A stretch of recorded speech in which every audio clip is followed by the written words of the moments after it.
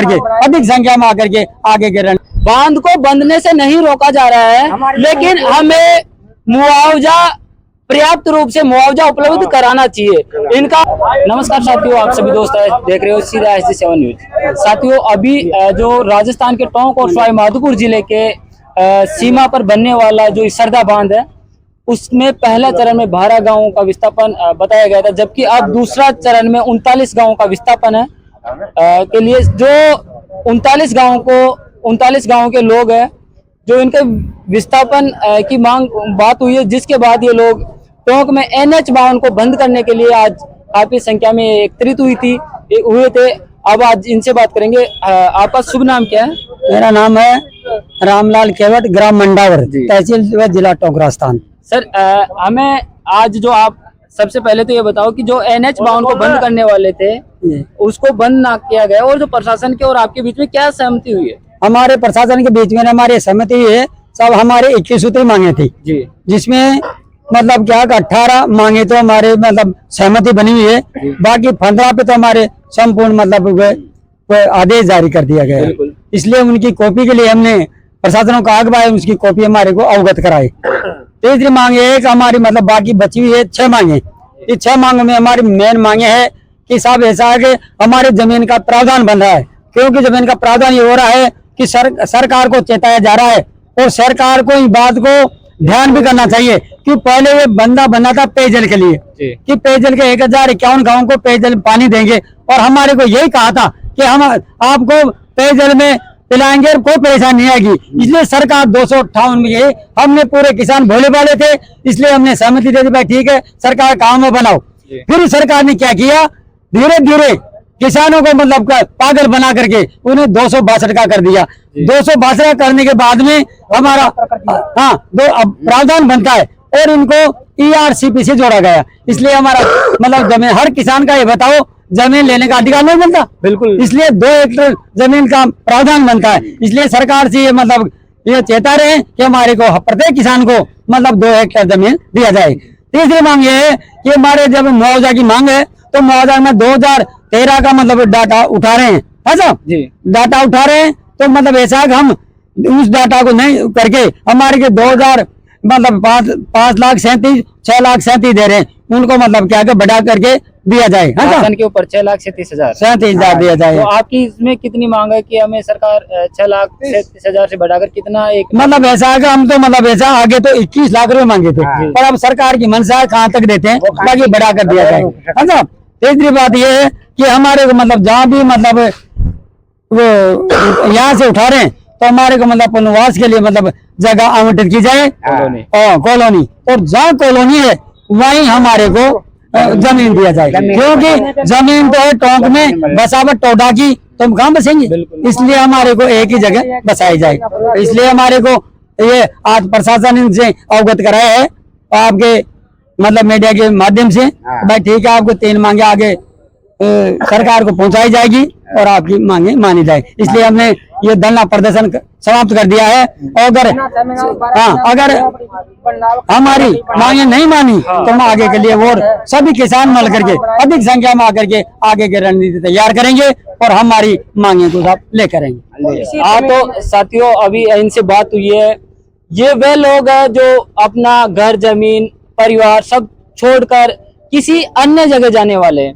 इनकी जो गहनता है, जो दिल की भावना है, उनकी एक बार आवाज सुनने का प्रयास कीजिए, क्योंकि ये 39 गांव के जो लोग यहाँ से विस्थापन करेंगे, उनका सारा परिवार, रिश्ता सभी को छोड़कर एक अपने घर, जमीन, जायदाद, जो कहते हैं अपनी मातृभूमि के लिए अपने देश के जवान शहीद हो जाते हैं।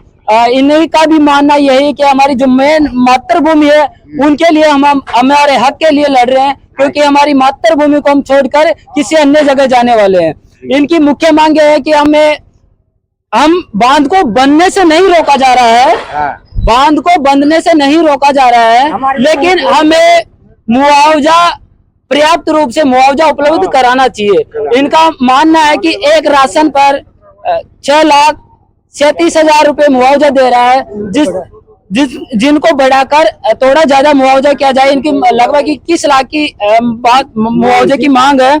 आपको भी पता, जितने भी लोग देख रहे हैं, प्रशासनिक अधिकारी भी देख रहे हैं, सरकार के मंत्री भी देख रहे हैं हमारे लाइव को, अगर 6,37,000 में एक मकान बन जाता है तो आप 6,37,000 बहुत छोटी राशि है। क्योंकि मैं इन्हीं क्षेत्र से बिलोंग करता हूं, कई ऐसे मकान है जिनके मिट्टी के बने हुए मकानों में लोग निवास करते थे, और जब से देश आजाद हुआ है तब से हमने मिट्टी के मकानों में इनको देखा है, और हम भी उन्हीं में पले बढ़े हुए। अब जाकर इन्होंने सीमेंट पत्थर का मकान बनाया है। किस प्रकार इन्होंने मकान बनाया है, कितने वर्षों में जाकर इन्होंने मकान बनाया है, उसके पश्चात उन आलीशान मकानों को इनको छोड़कर किसी अन्य जगह जाना पड़ेगा, और उन मकानों की कीमत ओनली फॉर 6,37,000 रुपए सरकार ने रखी गई है।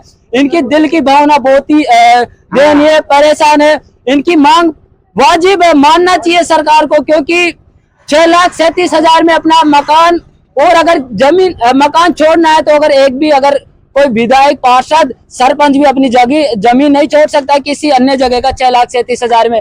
क्योंकि 6,37,000 में मैंने देखा है कई ऐसे बड़े अधिकारी जिनके बसेरा होता है, इनका मकान, जमीन, जायदाद सबको छोड़ना पड़ रहा है। मुझे ये बताओ, 1 बीघा पर कितना मुआवजा अभी आपको इस सरदार डैम पे सरकार उपलब्ध करा रही है?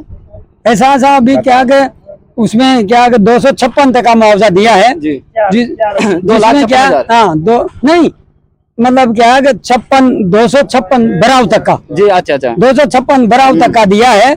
258 का 62 का आप देंगे 200, तो इसमें 256 तक का दिया, जिसमें क्या दिया है 280, 2,80,000। इसलिए सरकार से ये कि आज जमीन की वैल्यू हाई फाई है, और किसान की जीवन व्यापन की जगह है, उन बाल बच्चों को क्या हुआ उस जमीन में टाइम पास कर रहे हैं। तो इसलिए कम से कम हमारे को 2 एकड़ की मांग है तो देनी चाहिए। क्योंकि और सरकार ये भी कह रही है कि हमारे को ये कि प्रावधान एक कानून हो, तो कानून कहाँ से चलेगा। मैं काम बताऊं, बिशनपुर परियोजना बनी थी ना, वो डैम, उसमें क्या 6.5 बीघा जमीन दी थी। तो इसलिए क्या इस देश में नहीं रहते क्या हम, तो इसलिए हमारे को भी ये जमीन देने का प्रावधान है, हक है, और हमारा हक मांग रहे।